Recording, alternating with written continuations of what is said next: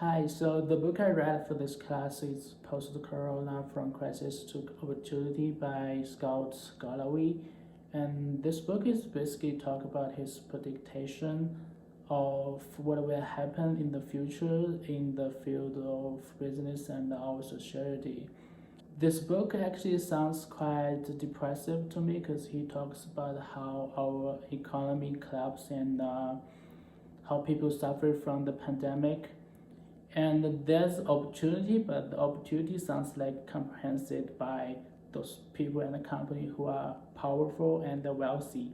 It was actually quite shocking that some of the famous brands like J. Crew, JCPenney, Hertz has bankrupt during the pandemic. And to be honest, I just ran a car with Hertz 2 months ago, and it's hard to realize that they are bankrupt because they are still operating. But the book also mentioned that most of the airlines in US can't survive without government support, which was quite unbelievable since those companies are really big.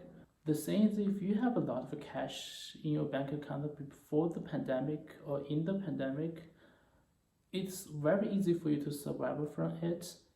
And for those companies that they don't have cash in the bank and they don't have a lot of cash flow, they are very easy to become bankrupt. And for those companies who has the cash, they become even much stronger because their competitors has bankrupt.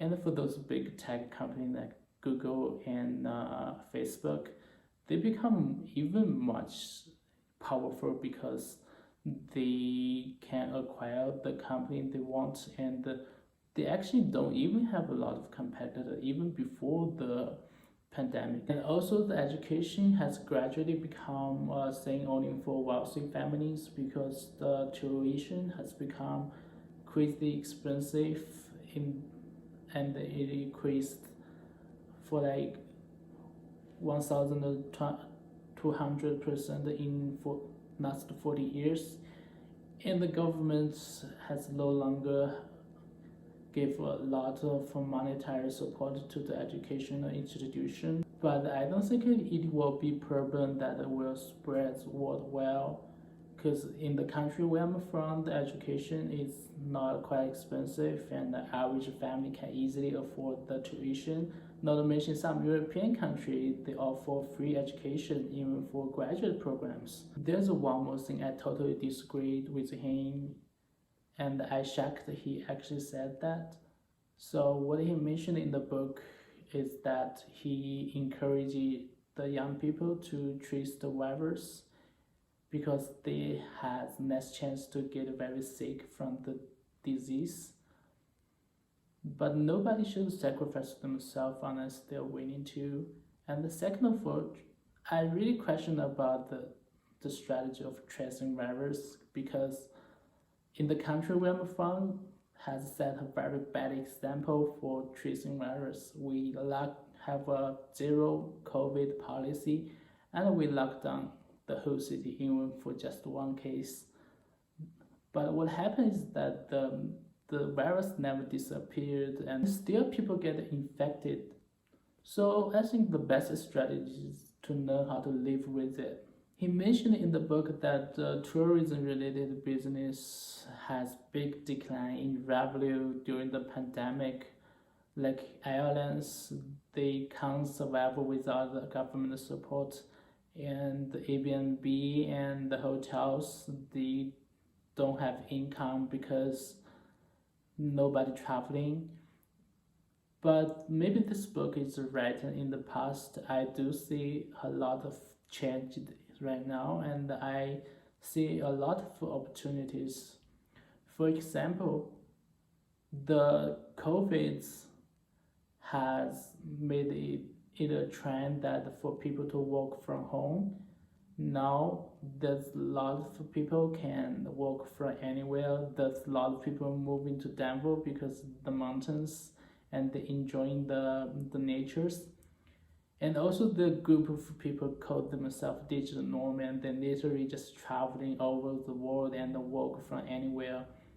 So the COVID actually gave us more freedom to travel, and I think as long as we learn how to live with the virus, the tourism industry will have big growing in the future.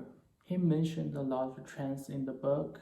So right now I run the e-commerce business, and he said in the first 8 weeks in the United States of the pandemic, the e-commerce business has increased by more than 10%, and normally it just increased 1% per year.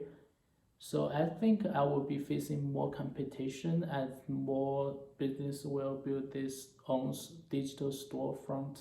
He also said it's no longer brand age, it's product age. So I think I need to focus more on my product design, and also like to make my product very useful to the customers, because customer will read the reviews on the platform. So right now product is really the core competency. I don't think branding is not a big anymore, because I do see a lot of product and the service are quite similar in the market. So when the product or the service are similar, the branding become the key factor for consumer to make decision. And this book also mentioned a lot about how the COVID boosted the evolution of the technology. So I think my business has to involve more in technology aspect. So here's all about my book review, and thanks for watching. Ciao.